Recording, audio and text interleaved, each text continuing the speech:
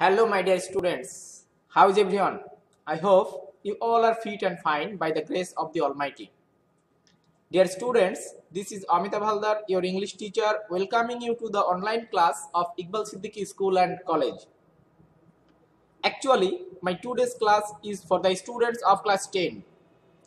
According to your lesson plan, there are some items named gap filling activities with clues, without clues, substitution table, sentence connectors and punctuation in this month.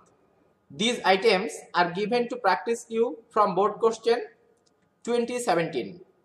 I believe you will practice that according to the lesson plan.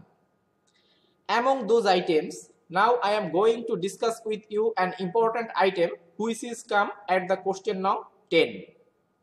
I think all of you have already got it. Yes, students, it is sentence connectors.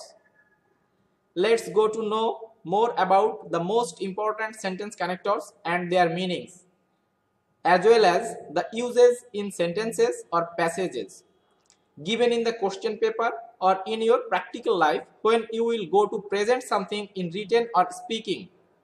Sentence connectors are much more needed item to beautify your presentation. So students, let's go and get it.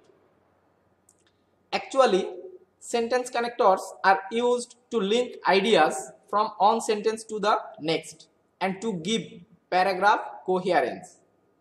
Sentence connectors perform different functions and are placed at the beginning of a sentence normally. They are used to introduce, to order, to contrast, to sequence ideas, theory, data, etc. Dear students, here you can see use of sentence connectors. Let's introduce with sentence connectors. Connect শব্দের অর্থ যুক্ত করা, দুই বা ততোধিক word, phrase ও ক্লজকে যুক্ত করতে connectors ব্যবহৃত হয়। সেন্টেন্স কানেক্টরস অধিকাংশ সময় বাক্যের শুরুতে বসে পূর্ববর্তী বাক্যের ভাবকে বহন করে পরবর্তী বাক্যে নিয়ে যায় এবং একটি বর্ণনার বা কোহেশন বা এটার অর্থ হচ্ছে সংযোগ ধরে রাখে।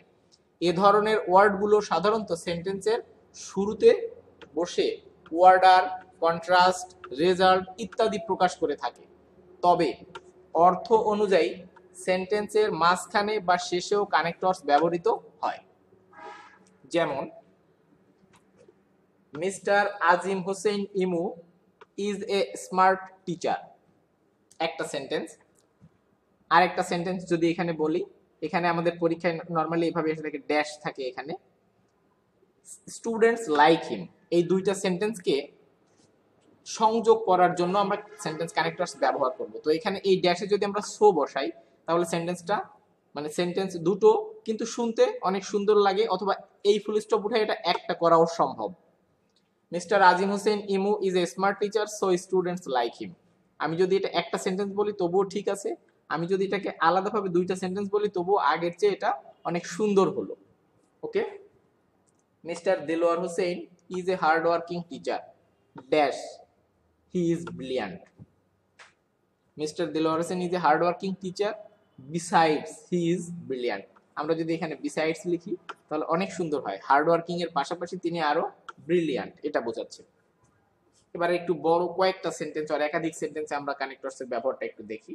প্রথমেই ইনফ্যাক্ট, প্রকৃতপক্ষে, mister Imu Hossain is a newly joint lecturer of Iqbal Siddiqui college. Mister Delwar Hossain is also a lecturer of this college. এগুলো sentence connectors. Actually, I myself am a lecturer of this college as well. এখানে ব্র্যাকেটের ভিতরে যতগুলো ওয়ার্ড রয়েছে বা phrase রয়েছে এগুলো সবই সেন্টেন্স কানেক্টরস। যেমন ইনফ্যাক্ট, এটা শুরুতে দিলাম, এইগুলো এটা একটা প্যাসেজের মতো, তিনটা সেন্টেন্সের একটা ছোট শর্ট প্যাসেজ যদি এটাকে আমরা ধরি তাহলে এই যে কানেক্টরস গুলো ব্যবহার করার ফলে এইটা অনেক সুন্দরভাবে অর্থটা আমাদেরকে দিচ্ছে।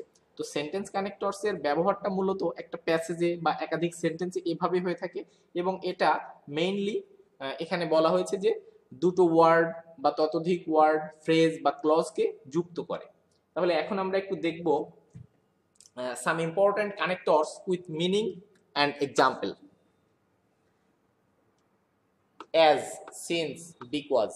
As, since, because এই তিনটা সেন্টেন্স কানেক্টরস মূলত ব্যবহৃত হয় কজ অর রিজন দেখানোর ক্ষেত্রে, কোনো কারণ প্রকাশ করার ক্ষেত্রে আমরা এটা ব্যবহার করে থাকি যেহেতু বা কারণ অর্থে। যেমন I could not come to college yesterday dash I was ill, আমি এখানে because লিখবো যে because I was ill, আমার কলেজে না আসার কারণটা প্রকাশ করছে।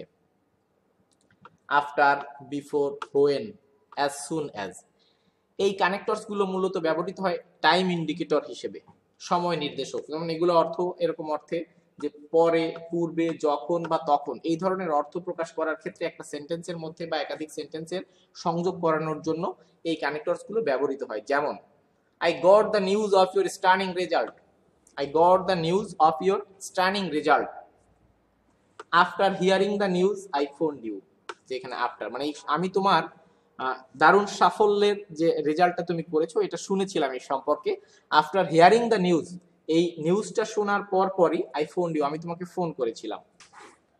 So, therefore, hence, thus, consequently, eventually, এই যে কানেক্টরসগুলো এগুলো সবই সমগোত্রীয় এবং একটার পরিবর্তে অন্যটাও আমি ব্যবহার করতে পারবো, এই জন্য পাশাপাশি লিখেছি এগুলো একই ধরনের অর্থ প্রকাশ করে থাকে। এগুলো যেসব ক্ষেত্রে আমরা ব্যবহার করি সেটা হচ্ছে as a result or consequence, মানে কোনো ফল প্রকাশ করার ক্ষেত্রে আমরা মূলত so, therefore, hence, thus, consequently, eventually ব্যবহার করে থাকি।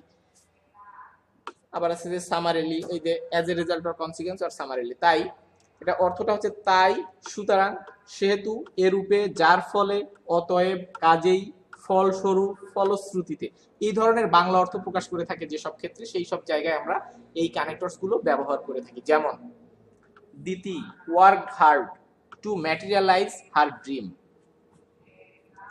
দিতি কি করেছিল, তার স্বপ্নকে বাস্তবে রূপ দেওয়ার জন্য কঠোর পরিশ্রম করেছিল।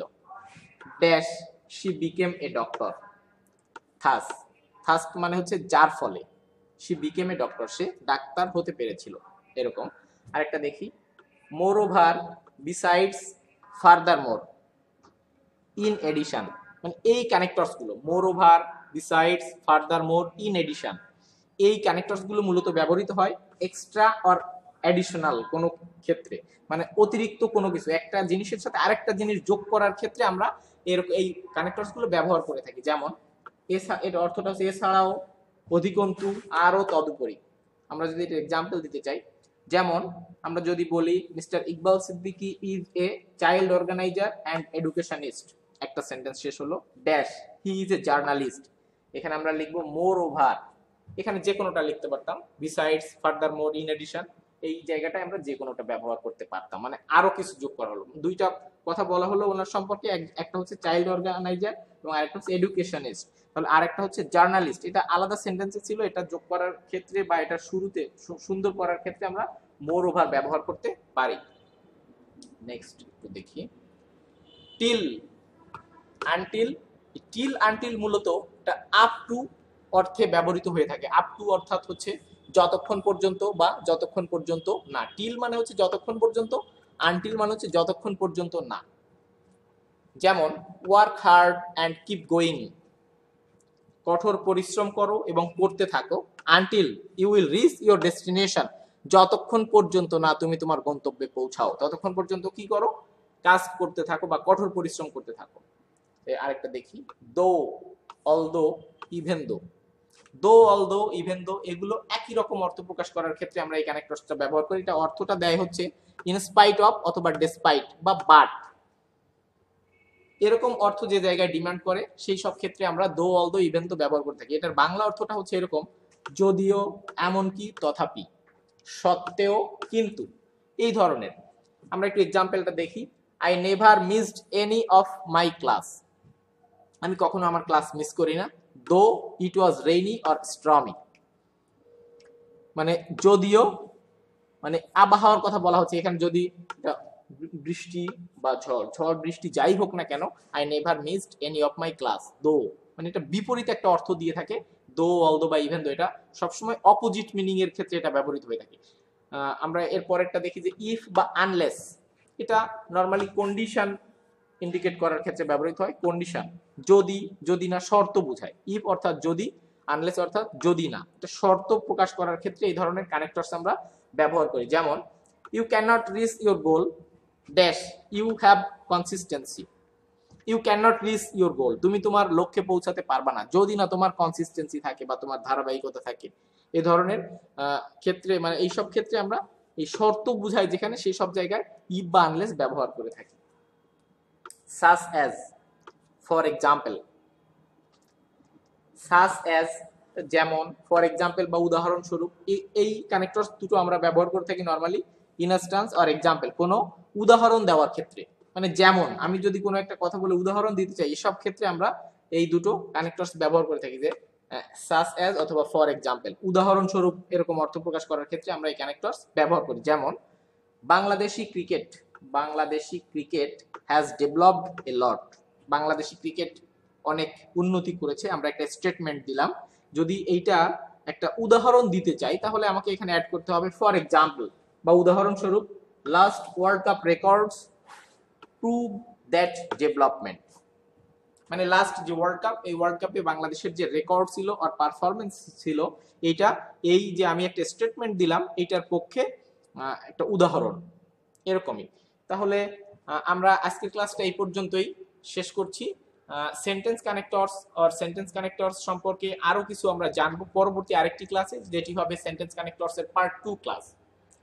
তো এরপরে আমি আর একটি ক্লাস নিব, যে ক্লাসে সেন্টেন্স কানেক্টরস এর নিয়ম, প্রথমে একটা নিয়ম বলা হবে, তারপর একটা এক্সাম্পল বলা হবে। আমরা এখন মূলত সেন্টেন্স কানেক্টরস এর সাথে পরিচিত হচ্ছি, বা সেন্টেন্স কানেক্টরস এর অর্থ জানছি এবং ওই অর্থ অনুযায়ী একটা এক্সাম্পল দেখছি। তাহলে আমি আশা করি সবাই ক্লাসটা বুঝতে পেরেছো। পরবর্তী ক্লাস পর্যন্ত ভালো থেকো সবাই, বাই বাই।